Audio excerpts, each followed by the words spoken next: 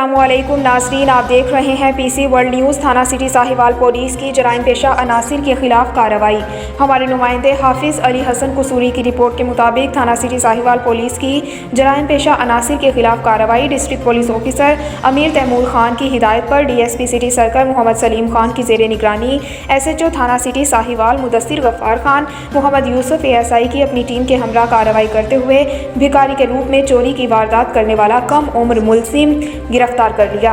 मुलजिम ने चंद यौम कबल PSO पंप जेल रोड से एक कार से 7 लाख रुपए चोरी कर लिए थे।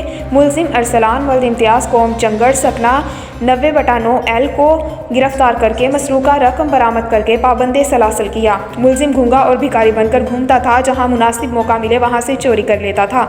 मुलजिम ने इससे कबल भी चोरी की वारदातों का इंकशाफ किया, लेकिन कभी गिरफ्तार नहीं हो सका।